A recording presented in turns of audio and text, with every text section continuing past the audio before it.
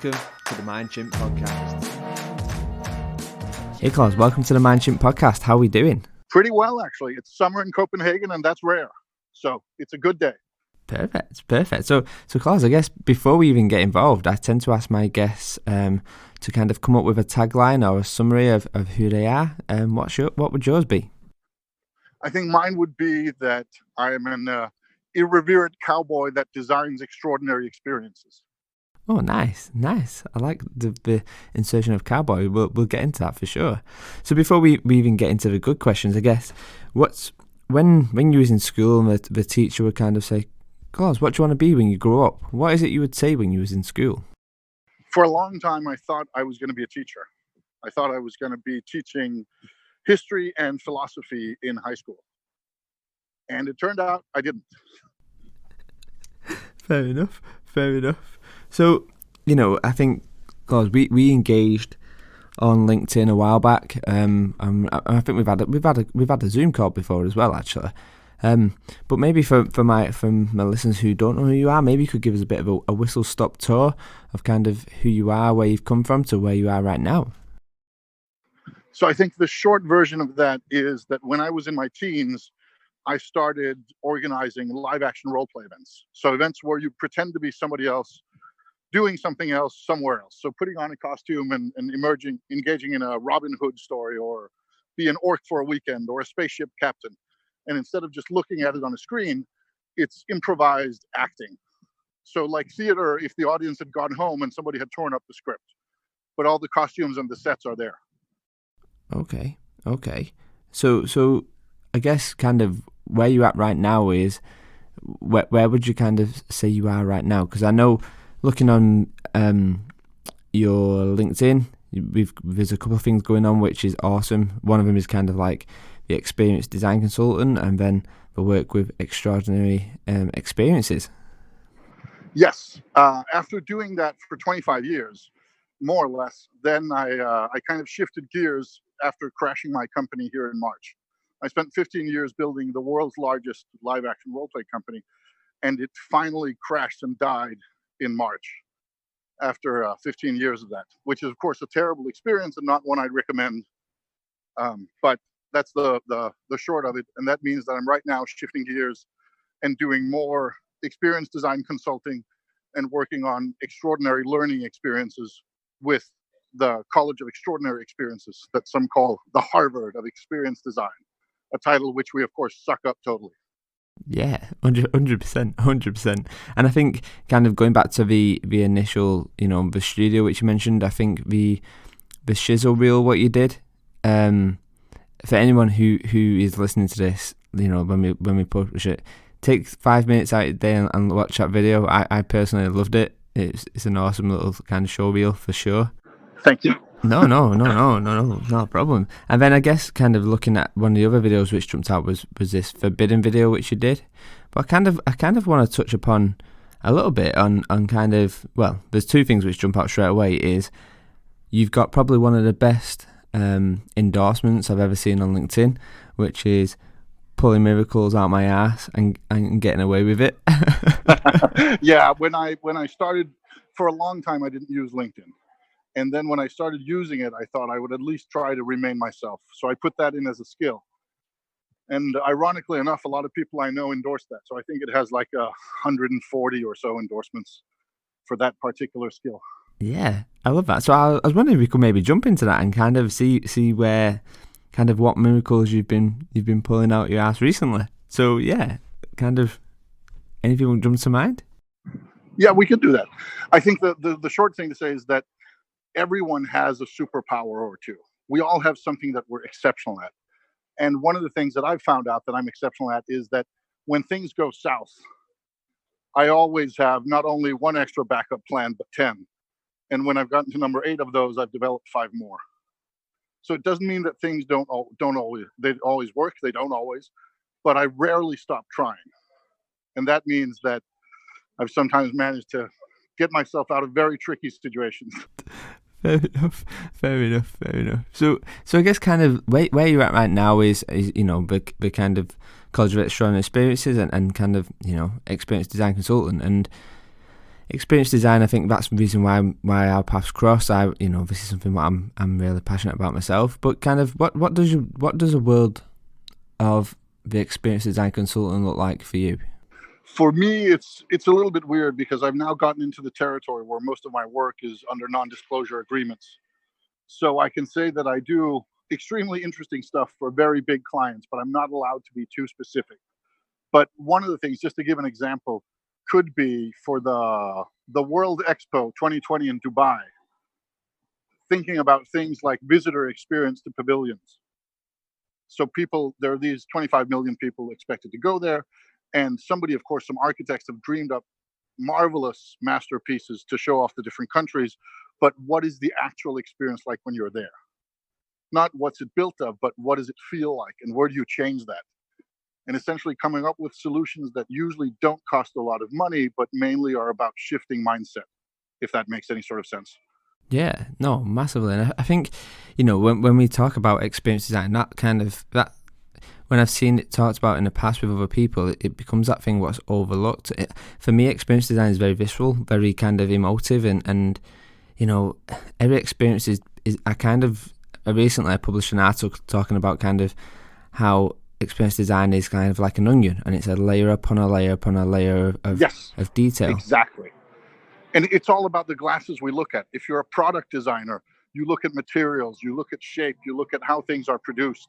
If you're a service designer, you look at things like, how does the experience flow? How do you make it more efficient? How do you make sure people know what the buttons mean and they're going in the right direction? And if you look at experience design, you're looking at how does it make them feel? And what does it make them want to do? Or how does it change their lives? Yeah. So I think you can go into, for example, a bathroom and look at it with these different lenses, and you'll get different answers and different focuses, even though there's a lot of overlap. Yeah, definitely. I think I recently did some work. Have you heard of Punch Drunk over here in the UK? Yeah, of course. Yeah, so I was with them a couple of probably about 2 months back now. I did 2 days. Nice. Yeah, that was very, very intense, but literally probably one of the best experiences I've ever had, just from a personal development point of view, and actually just being with people who are like-minded, and the people you can geek out with, right? They're the people who get it. So it's always good when you can find a place where you call home.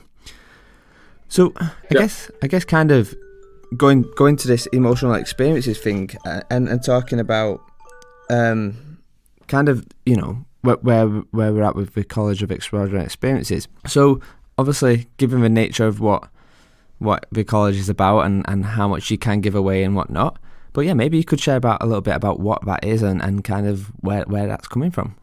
Sure. The College of Extraordinary Experiences is a weird beast. It's sort of a non-conference. What it is 5 days at a beautiful medieval castle in Poland with experienced designers from all over the world, sharing ideas and going through experiences and learning, but very much not in a traditional speaker audience conference sort of format. So it's a bunch of workshops and informal gatherings and things you do together, and a lot of connecting with interesting people. So what we try to do is essentially get the right mix of people together, get them to go through interesting experiences and let them share and kind of lower their guards so they can find out how awesome they are together and alone. That's the short kind of what it is. And where it comes from is that it started with frustration with tourist conferences. Paul, who I work with, has a master's degree in innovation in tourism and wrote a book about gamification in tourism. And he said that tourist conferences are all the same. They all have nice locations, they have nice food, they have medium to excellent speakers, and people exchange business cards, and that's it. And he wanted to do something that hit people right in the gut and made them not go home with a new tool, but with a new mindset. And then we thought, how do we use tools from my background, from live action role playing and from event design to do this and to kind of combine this with innovation tools. And then we figured out that we were going to do something that was a little bit different. and one of our core questions was, what if you have a table with 4 people? One of them is a Formula One race driver, one of them is a surgeon, one of them is a Hollywood filmmaker, and one of them is a jazz musician. What conversations will they have? And we all agreed that would be interesting. because experts in any field can usually teach other experts something, even if it's a vastly different field because of lateral thinking. So we thought, what if we gather people from different fields instead of from the same field? And what if the focus is on experience design, which is multidisciplinary, instead of on a specific field? And what if it's not about tools only, but also about mindsets and community? And that's how it was born. Cool. And you know, I guess we've got a couple of mutual friends in that respect. Kenny from, you know, we've got Kenny. I've had sure. I've had Paul on the podcast. Hi, Kenny. Yeah. Paul was on a podcast a couple of months ago, and I had Werner on there as well a couple of weeks back. And it's interesting. I think the College of Extraordinary Experiences for me, you know, having not been on that, but you know, talking to the people who are in it, it just ticks so many boxes, and and I think anyone who is in experience design and wants to make this the thing what drives them, what gets them out of bed in the morning, they're doing a disservice by not looking at this and not taking it seriously and going, right, this is something I need to do, not just from a geeky point of this is what I'm passionate about, but actually from your own development point of view. It's so hard to find these things which kind of, you know, approach experience from a kind of very detailed and broke down way, but while providing the experience. It's fascinating. Thank you. I think to be a little bit humble about it, we see more of these things popping up over the place. There are more and more of these kind of exceptional or extraordinary retreats or gatherings that kind of break the classic mold. But we're very happy to be in that group. And I think our core belief is that everyone is, at the end of the day, an experience designer. It doesn't matter what business you're in. It doesn't matter what field, or it doesn't matter what your job title is. At the end of the day, you design experiences. And of course, for some people, it's more clear than others. If you're a Disney Imagineer working on theme park rides, there's no doubt about it. But if you're a policeman, then you're also designing experiences. And you may not be able to change the law, thank God for that, but you can definitely change the experience of when you uphold it. Yeah. And a lot of people don't really see what a police officer has to learn from a Disney Imagineer and vice versa. And I think what we try to do is to create a stage where people can have those conversations and can go back and say, wow, I talked with this woman. She has a machine that speaks to plants. And even though I think it was a bit weird, I actually learned something powerful. Yeah, no, definitely. And I think, you know, I get asked quite a lot of how do I stay ahead of the curve in you know, learning and organizational design development. And I say the first thing I do is not look at learning and organizational design development, because everyone tends to be doing the same thing, and by doing that, you're not really challenging anything or bringing anything new to the table. And it's that connecting them dots, right? That kind of thinking of what is Bob doing over there in, I don't know, product design, or what is Sue doing over there in certain other industry name. And I think that's why this college is just amazing. It's amazing. So I guess kind of, you know, I guess what's the future of, again, being, you know, very light and detailed because of what the college is about, but what's the future of the College of Extraordinary Experiences? Where do you see that kind of progressing? I see it progressing in three ways. One is our flagship event, the college itself, is of course going to happen. And whether we bump it up so we do 2 a year at some point, or do 1 in Europe and 1 in the US, or 1 in Asia, who knows? We'll see. But kind of the core event is going to stay, and there'll be more of those. So that's no doubt. And as that happens more and more, the alumni group, the alumni community grows. And one thing that we see as the most powerful is that people form these strong connections, so they actually meet after events. We sometimes joke that at a business conference, if you're unlucky, you come home with 5 business cards and you never mail anyone. Here you come home with 10 phone numbers of people you feel comfortable calling on a Thursday afternoon just to chat. So we see that there are community meetups, and there's projects that are started at the college, and we even have a wedding coming up that came out of the college. So that, I guess that counts as a project too, though it'll more be about spending money than earning it. But we have a lot of things that come out of the college, and the more we do it, the more of those there'll be. Because one thing is the people that meet each other there, but there are also people from different years who connect and say, oh, you're from the class of 2016. I'm from the 2018 class. We happen to have an overlap. How about we collaborate because we share this experience? So we're going to see more of that. And of course, more of the core events. And then the third thing is on the side, the college is a production company where we also do extraordinary productions, meaning working with outsiders on doing interesting things. And some of those are pretty wild.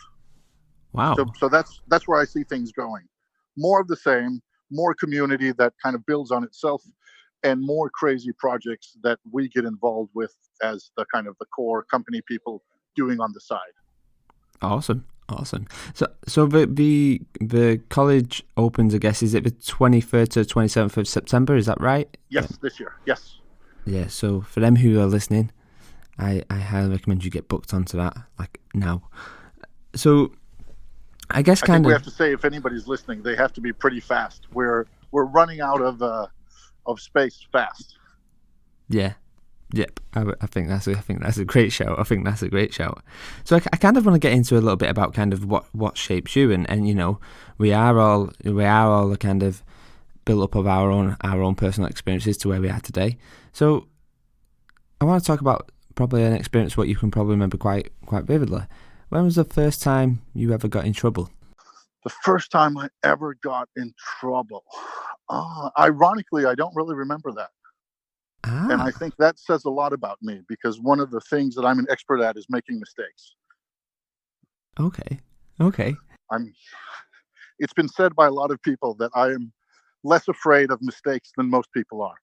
And that means I make more of them, a lot more. But I also make more other things and learn more things, because mistakes are great teachers. Okay then, so let's throw a different question at that one then. So obviously we you know, when we go for interviews and kind of whatever else, and we're told we've got to show this best version of ourselves and all the success. And actually, I think one of the things we should be asking is, actually, what does your failure resume look like? So shit!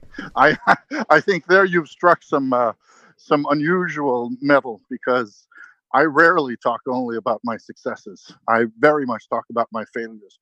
Right now, I'm more than $1 million in personal debt because of my company crashed. And I don't think anyone counts that as a success. Okay, that's an interesting one. So I mean, you know, with regards to kind of, you know, the business and whatnot, if we was to kind of look at that again and go, okay, let's pretend we can turn back time, is there anything you would change off that, or would you say... Oh, shit, there's so many things I would change. I mean, one thing I would change was when we started the company, my brother and I, back in 2006, we didn't have the money needed to form a limited liability company. So we did it as a kind of unlimited liability, personally owned. And that went fine for a while. And then my brother left to do other stuff. I got a new partner who's with me for the rest of the ride. And we at one point had the cash to convert it into a limited liability company. And we chose not to do so, because if it's unlimited, people can't really look as much into your book. So you can puff yourself up larger. You're a bigger bullfrog.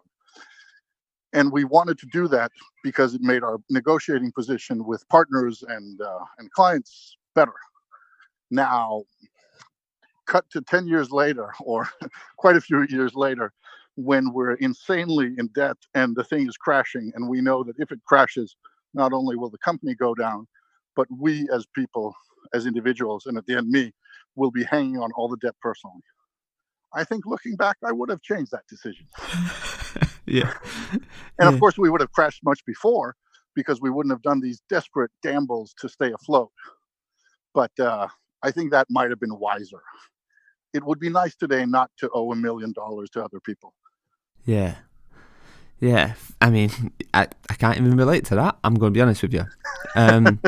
Luckily, most people can't. Yeah, but I mean, it's easy, right? We look at this kind of peak end theory, and we look at the high point and the end result, and we go, okay, that's our built up self of our experience, and I bet, you know, that being one of the moments. But I bet it sounds like you had so many awesome, like I say, the ride must have been awesome. Oh yeah, and it still is. It still is. But one of the things that I think differentiates me from a lot of other people is that I at a core level, I grasp the fact that the wild successes I've had have been because of wild gambles, and the wild failures I've had have been because of the same wild gambles that just didn't pan out. And I've found a lot of people, also with my projects, talk about the successes like, yeah, of course this was going to be a success, and the failures like, of course this was going to be a failure. And the reality is that neither of them were known. And it's very easy to look in hindsight and say, but of course it makes sense. And a lot of people quickly forget how close shaves there were. The Second World War, if you look at the US before the war, before them stepping into the war, this was not the nation that came out of it. And the odds of them taking on the role they did and coming out as the unquestioned superpower of the world, those odds were incredibly low. But now when we look back at it, nobody questions it. It's like, of course it was like that. But if you went back to 1940, it was a different picture. And I see that happening a lot. People will say, oh, but of course Apple did this, or of course Facebook is big, or of course one or the other thing. There's no guarantees. And whenever you look at interesting entrepreneur stories, whether it's Disney or Apple or the cool vegan sandwich shop down the corner, they're always riddled with, or almost always riddled with gambles and things going almost wrong before hitting a turning point. There are very few success stories that are just linear. Yeah, I like that. I think Seth Godin calls it. It's kind of like the dip. He's one of my heroes. Yeah, I kind of just listening to it that night. It kind of felt like it's more like in his book The Dip. He talks about that dip before the moment. I guess hindsight's on the bookshelf. Yeah, and hindsight's a wonderful thing, eh? It's a wonderful thing. So I guess kind of going back into, if you know, I think I'm a keen reader. I love books, so this question is kind of like a personal one for me. But if I was to ask you to give a book to 5 people, and this book could be the book what either shaped your way of thinking or changed your life, and you have to give it to a gift to 5 people, what book would you give as a gift? I think Seth Godin's Linchpin would be a strong contender for that book. Okay, and why? Because it talks about how to become indispensable.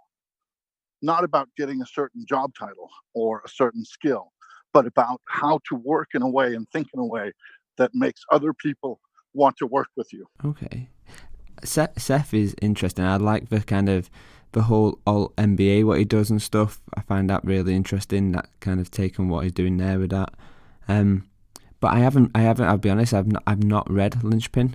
So yeah, I'll get that one on the if you're one of the 5 people, I'd say go for it. Yeah, definitely. So I guess kind of like this one is when we talk about you're in the experience design world, and other than the College of Extraordinary Experiences, what's the one immersive experience or the one experience which you've had recently which has kind of stepped out, which has jumped out and been the one where you go, oh, this is good, or this is great? That I've had or that I've designed? Oh, that's a good question. Let's do both. One what you've had and then one what you've designed. Aha.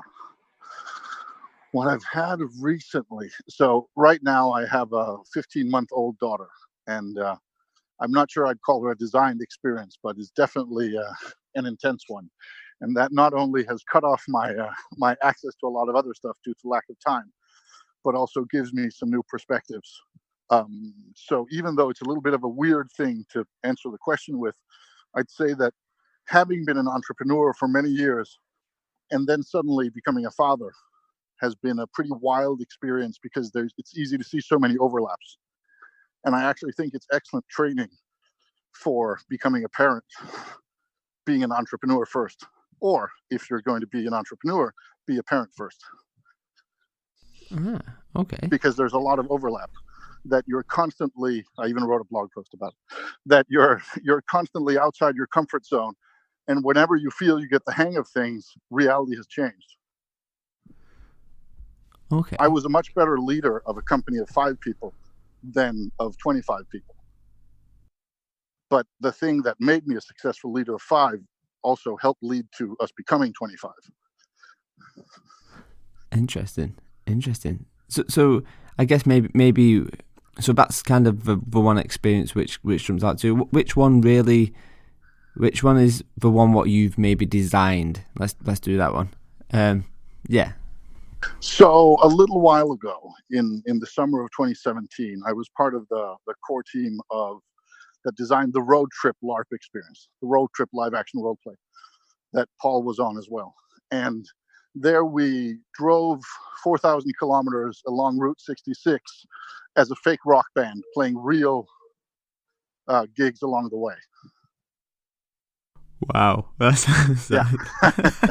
So it was essentially the rock band tour experience, except we were not a band and we were not on a real tour. But since we pretended to be, to everyone else, we were. So it was a weird mixture of reality and fiction, and it kept crisscrossing because you had to, while pretending to be somebody else, you had to draw on your own experiences and your own stories, or made up ones that you knew. And for a week, I was the music video producer, Rick Stevenson, which was essentially a version of myself dialed up to 11, but just in an American patriotic, over poetic way. Wow. That sounds awesome. Have you journaled this anywhere? This yeah. There's on my blog. There's I haven't finished the series yet. There's a 15-part run through of it, and I think I've only written 11 parts. And there's also a small video trailer if you search for road trip and LARP on YouTube. Okay, it's one of the wildest projects I've done, not because of the size of it. We were only 22 people for this prototype, but because of both the scale. It was an event that ran for 4,000 kilometers, and because of the mixture of reality and fiction.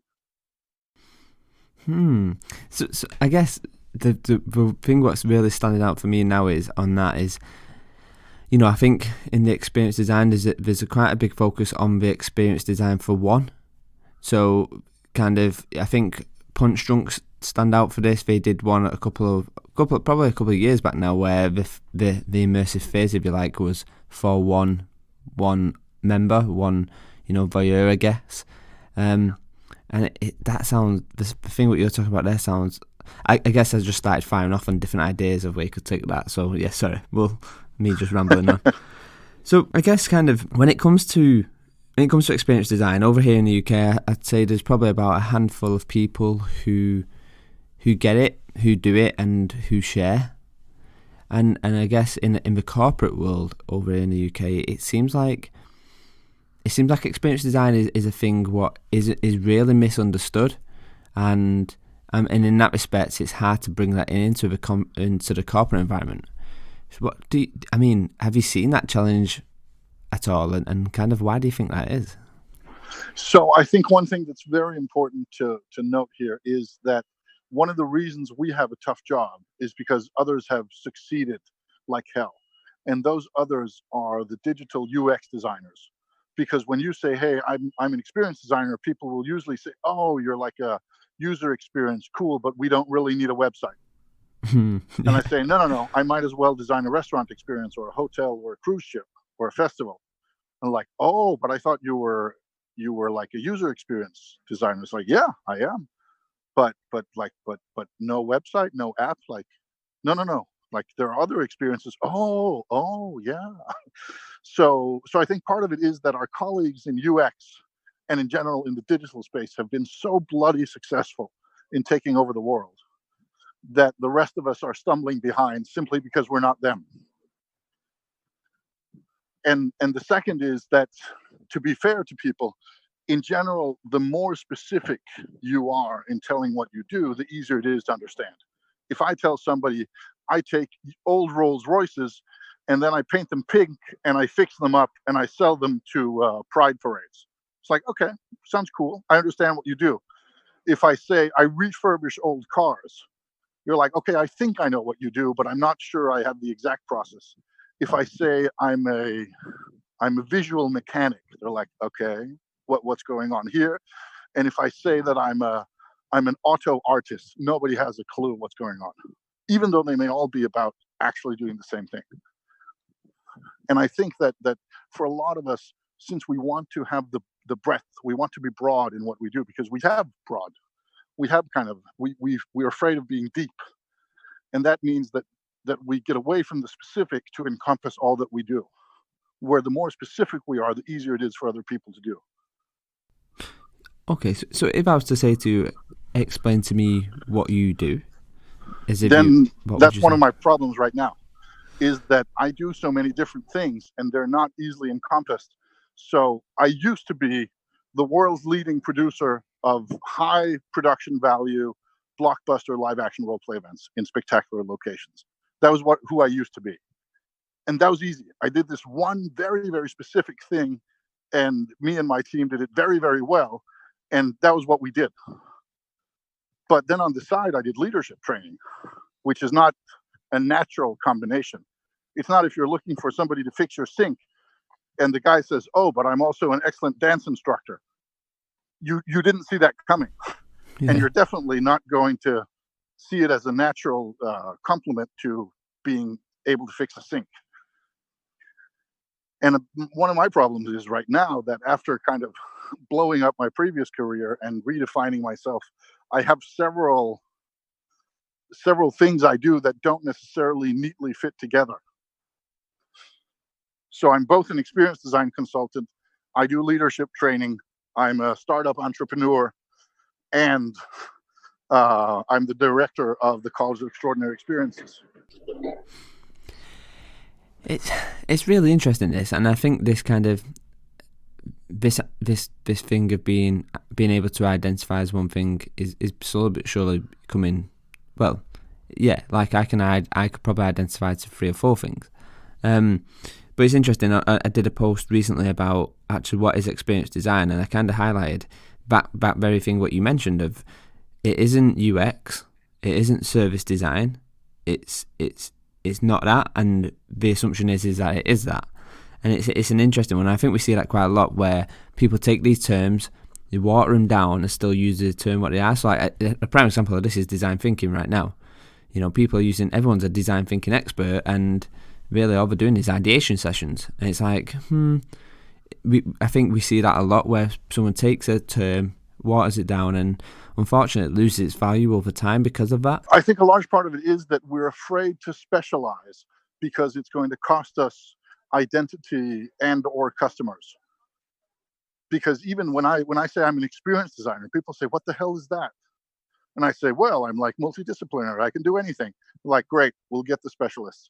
Where if I went out and said, "I design visitor flow for festivals," then I'm like, "Oh, that's exactly what we need if we're a festival that needs visitor flow design."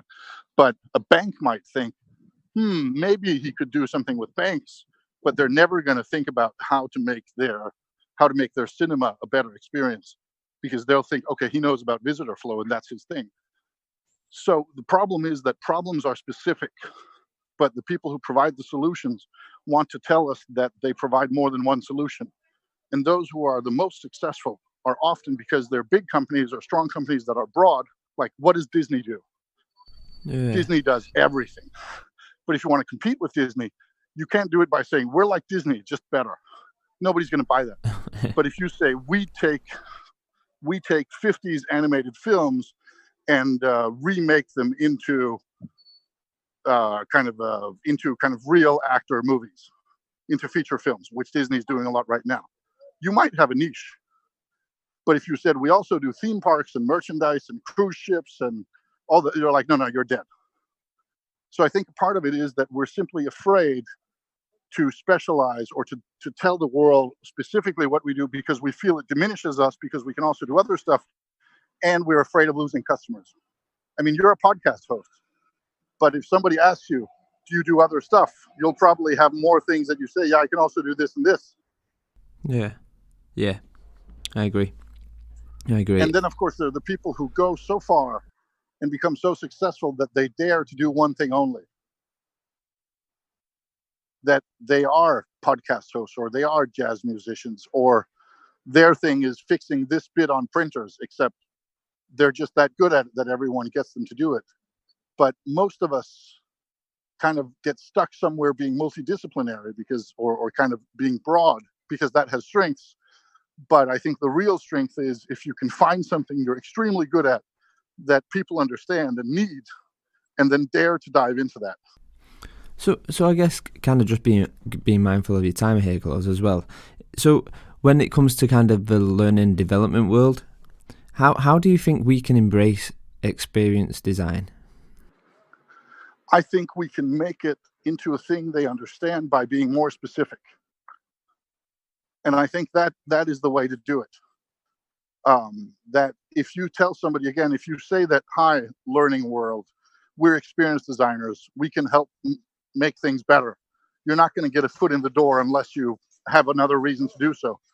But if you say, hi, I'm an experience designer, my specialty is in engaging students in high school so that they pay more attention by doing by changing the layout of the classroom, suddenly ears will perk up. Okay. So how, I guess, just a follow-up question, and maybe there's an argument to say we should do a part 2 of this one for sure. We can. But I guess kind of, in a world where we're seeing, the kind of punch drunks, the Meow Wolves, the museums of ice creams, all these different experiences, where do you see the future of experience design going? More, a ton of it more. Because if there's one thing that's becoming more and more clear, it is that Pine and Gilmore were right. The experience economy is here, and it is growing, and it is growing fast.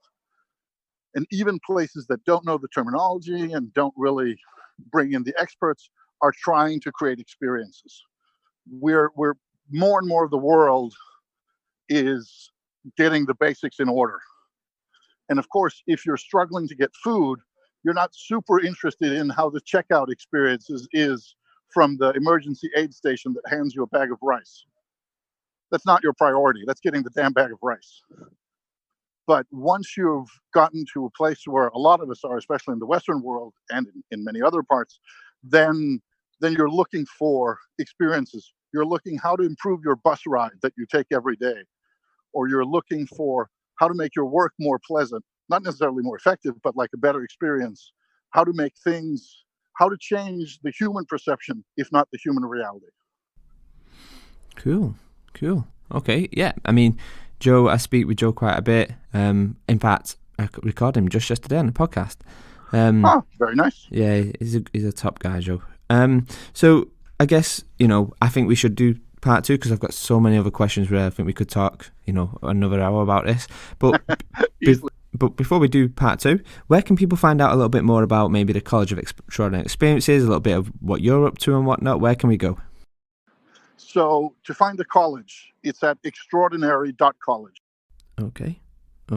And what about your writing, your personal writing, and where can we find out a bit more information about the road trip and stuff, what you've been on? If people are crazy enough to dive down the rabbit hole that is my productions and content online, then Googling my name, Claus Raasted, is going to get them very far.